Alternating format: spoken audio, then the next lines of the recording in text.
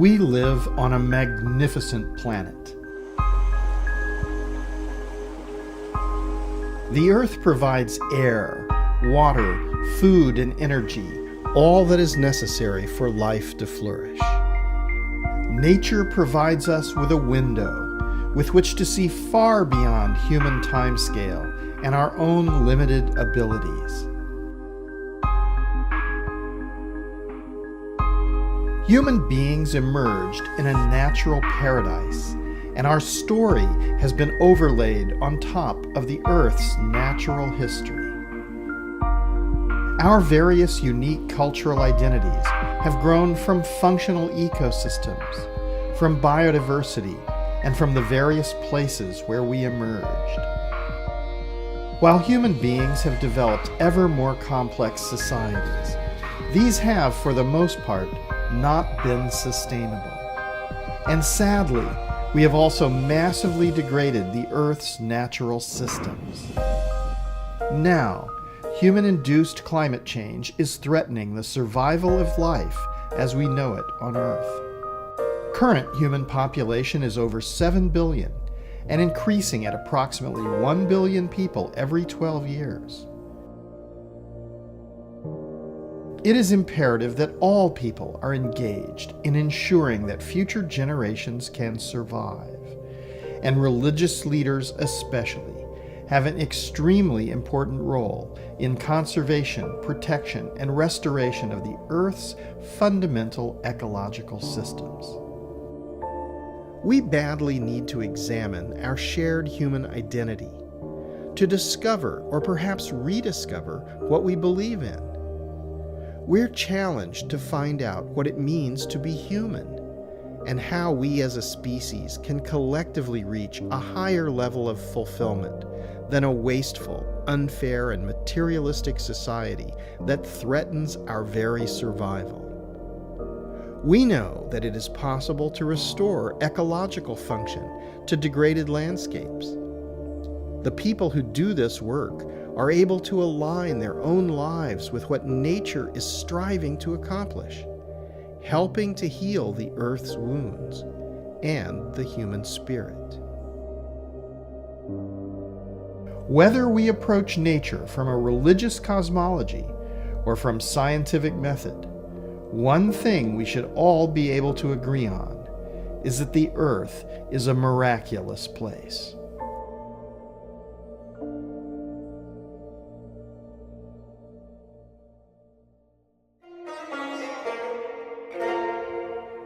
فالله سبحانه وتعالى خلق هذا الكون بتوازن دقيق جدا جدا. لكل ذرة من الرمال ولكل ذرة من الصخور ومن الأشجار والنباتات لها دورها في تحقيق التوازن.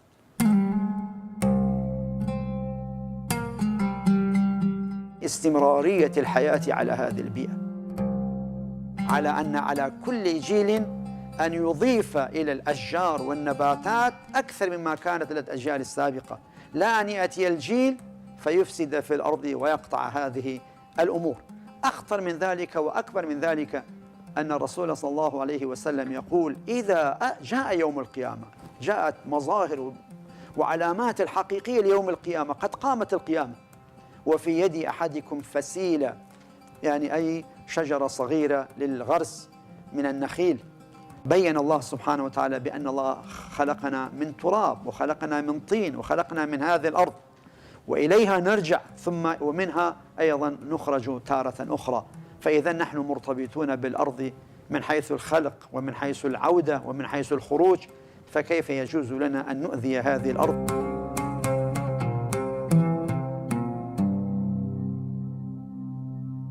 Hima is an Arabic word. It means protection, in a way that people is part of the other nature, part of the wildlife. And we know al-Falaj in Oman, we know also the water system in Yemen, we know also in Saudi Arabia. There is the models of Hima. They found that it worked very well because people become part of the Hima system and create really a type of relation and benefit from people and nature. 25% of Qatar is a protected area. We try to protect mangroves, protect birds. We have about 5 very important bird areas which we protected now, besides also to protect beaches, marine, all this going on. And we find now, if we're going to apply what is in the Sunnah and Quran about environment, we'll find really a solution for these days' problems.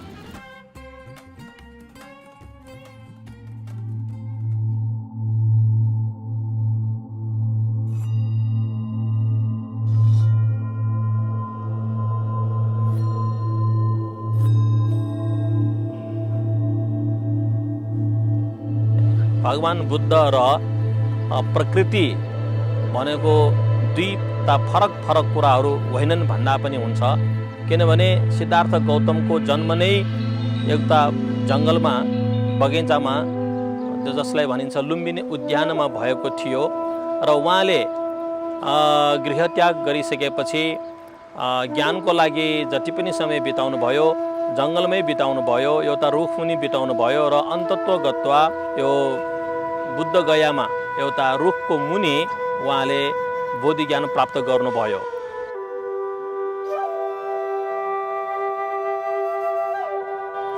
त्यसको अलावा पनि उहाँले उहाँको शिक्षामा सर्वप्रथम आउँछ प्राणीहरूले हिंसा नगर्नु भन्ने शिक्षा आउँछ। यो हिंसा नगर्नु भन्ना साथै यसले अर्काको जीवनलाई रक्षा दिनु, अर्काको जीवनलाई मान्यता दिनु, सम्मान गर्नु र त्यसको रक्षा गर्नु भन्ने अर्थ आउँदछ। त्यसमा ह्युमन इन्ट्रेस्ट लेस र यो संसारको इन्ट्रेस्टलाई हामीले बढी ध्यान दिनु पर्दछ भन्ने भगवान बुद्धको उपदेश पाइन्छ।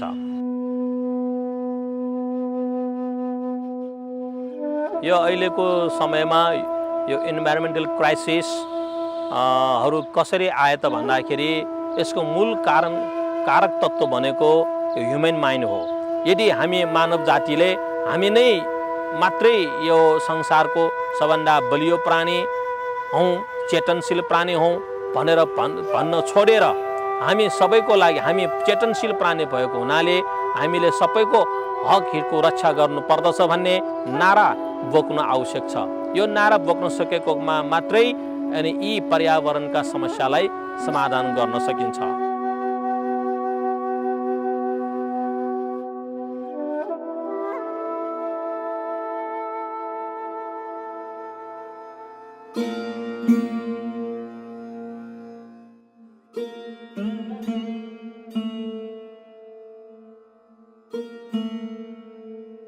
आज जिस जगह पर अपन बैठे हुए हैं ये जगह मतलब जो अपने 20 साल पहले जो ये ज़मीन जैसे समतल थी वो शायद आज जो हरा भरा दिख रहा था वो पहले ऐसा नहीं था।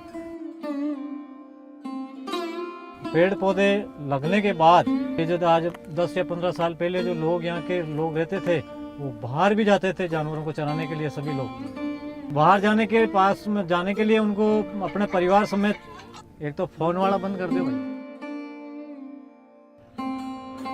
जाने अपनी माँ ने अपन को पैदा किया और माँ को कोई दुख होता तो बेटे को दुख होता ही है। ये धरती माता भी हमारे को जन्म दी, इस पर हम रह रहे और आने वाली औलाद भी इसी पे रहे। अगर इस चीज़ ने जो आप गाँव मिल रहे हो, जमीन को गाँव मिल रहे हो तो अपनी माता को गाँव दे रहा है, माता के नुकसान हो रहा है। उसी ढंग से ये हमारी माता है, हमारा फर्ज बने कि इसकी रक्षा करना और चाहे कुछ भी हो रक्षा के अलावा कुछ नहीं। यहाँ पे जो खनन हो रहा है ना सर, सबसे बड़ी समस्या ये है कि यहाँ की जो ये सिवाय जमीन खत्म हो गई और दूसरी इसके आसपास में जो पेड़ पौधे लगे हुए हैं। चल अचल संपत्ति गांव की होती है, भी नुकसान एक आदमी वो इनकम ले जाए हजारों आदमी नुकसान दे रहे हो। अगर भी चीज आप न रोका तो हजार तो नुकसान में रहो, एक आदमी फायदा में रह गए। पास के गाँवों को जोड़ो कि भाई एक तो निस्वार्थ और स्वयं की इच्छा पे जो आप जो संगठन बनान काम करो तो लंबो समय तक चाले। एक स्वार्थों संगठन बनाओ तो आज को दिन चाले शाम के खत्म हो जाए।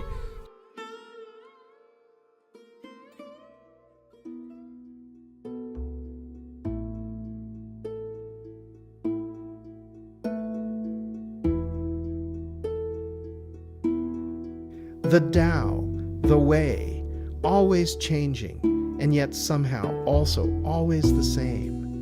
offers a glimpse of a dynamic equilibrium. The Chinese culture long ago developed a deep philosophical awareness of nature. Ancient Chinese thought explains human society emerging from the 5 elements: earth, water, wind, fire, and metal. The classics taught that balanced male and female energy, the principles of yin and yang, the continuous reverence for all ancestors, and the working for the betterment of future generations is the pathway to wisdom and a harmonious life. From these principles come a system for encouraging adherents to achieve physical and spiritual health, the basis of Chinese medical practice, while simultaneously celebrating and protecting the Earth's naturally functioning systems.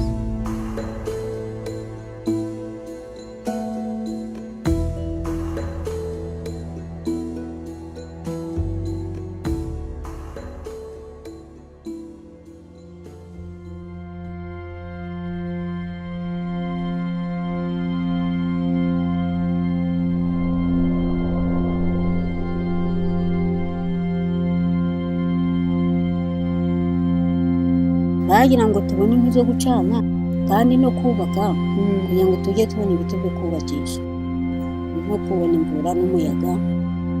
Umuyaga rero bakatubwira ngo iyo uhuye ntuzi ibiti nibyo bikurura imvura kugira ngo igwe. Ishyamba ryaho ryari ishyamba rinini cyane nk'uko ubona mbese uriya musozi wa Paruwasi wari ukikijwe n'ishyamba ukazenguruka hose. Bakurikizaga uburyo bwo bega kugira isambu ya Paruwasi, ntabwo babiteraga ari ibyabo by'abaturage.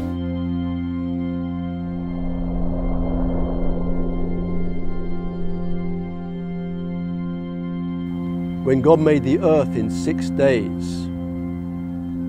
and then he rested on the 7th day, the basic concept there is that actually the earth, or the construction of the earth, was not complete. There was still a little bit more to do.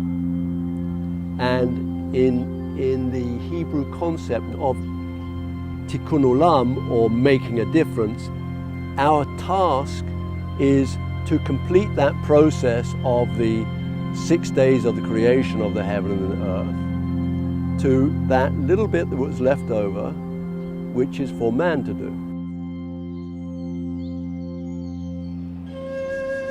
I'm a member of the Potawatomi Nation. Our original homelands were in the forests of the Great Lakes, and then of course by history we were removed to Oklahoma, which is where my band lives today. The elders used to say that you could learn a lot from listening to water. It will tell you what you need to know, what's happened before, and what's on the way. Long ago and to the present day, our people did not turn to sacred texts for understanding. We understood back then that wisdom lived in the land. Rich as they are, conversation, mathematics, and poetry are but human languages. And there is another language, the forgotten language of the land. Its alphabet is the elements themselves: carbon, hydrogen, oxygen, nitrogen. The words are living beings, and its syntax is connection. There's a flow of information, a network of relationship.